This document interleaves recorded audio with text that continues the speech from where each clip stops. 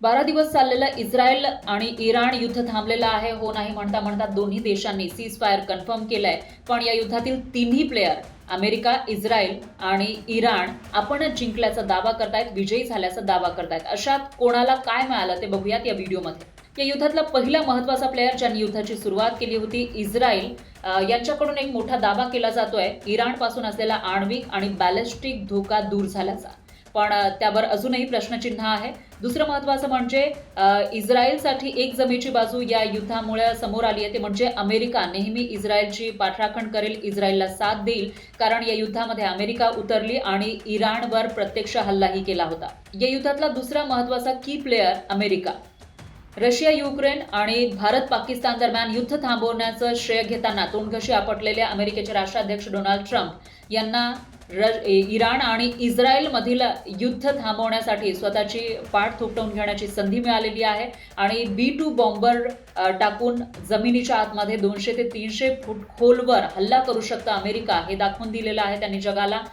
या हल्ल्यानंतर त्यांना ट्रोलिंगचा सामना सुद्धा करावा लागलेला होता आणि त्याचबरोबर शांततेसाठी नोबेल प्राइज मिळवण्याचं त्यांचं जे स्वप्न आहे ते सुद्धा धुळीस मिळाल्याची चर्चा रंगली होती. तर दुसरीकडे इराणनं अमेरिकेच्या लष्करी तळांवर हल्ला केलेला होता. जरी त्यांनी तिथलं जे साहित्य होतं, लष्कर होतं, ते तिथून हटवलं होतं, त्यामुळे मोठं नुकसान अमेरिकेचं झालं नाही.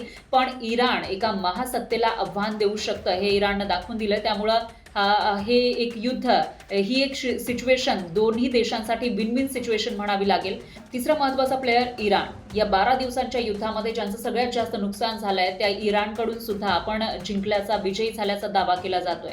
झायोनिस्ट राजवटीला म्हणजेच इस्रायलला धडा शिकवल्याचा दावा केला जातोय. जरी आयतुल्ला खमेनी जे सर्वोच्च नेते आहेत इराणचे, त्यांना बंकरमध्ये लपून बसून राहावं लागलं असलं तरी देखील सतत हल्ले इराणकडून सुरू होते इस्रायलवर. त्यामुळं इस्रायलचं मोठं नुकसान करण्यात इराणला यश आलंय आणि जो देश मागील 300 वर्षांपासून युद्धात उतरलेला नव्हता, कोणत्याही देशावर हल्ला केलेला नव्हता, फक्त इस्रायल विरोधी जे गट आहेत त्याच्यामध्ये हुथी असतील किंवा जे हमास आहेत त्यांना मदत केल्याचा ठपका ज्यांच्यावर ठेवला जातो, तो इराण प्रत्यक्षात या युद्धामध्ये उतरला, इस्रायलवर हल्ला केला, अमेरिकेसारख्या महासत्तेवर हल्ला करण्याचा प्रयत्न केला.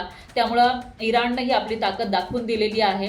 2 वर्षांपासून सुरू असलेलं रशिया युक्रेन युद्ध, हमास आणि इस्रायल संघर्षामध्ये आणखी एक युद्ध जगाला परवडणारं नव्हतं.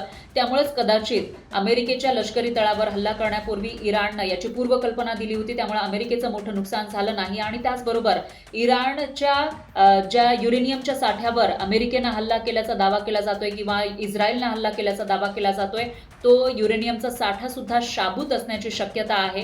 तो जर आधीच इराणनं हलवलेला असेल दुसऱ्या ठिकाणी तर मात्र त्यालाही धोका पोहोचलेला नाही अशी ही शक्यता वर्तवली जाते आणि त्यामुळेच कदाचित हे युद्ध शांत होण्यामध्ये, शांत प्रस्थापित होण्यामध्ये मदत झाल्याचंही बोललं जात आहे. पण या सगळ्यामध्ये एक गोष्ट चर्चेत आली, ती म्हणजे अमेरिकेचे राष्ट्राध्यक्ष डोनाल्ड ट्रम्प यांनी वापरलेला व्हॉट द एफ हा शब्द.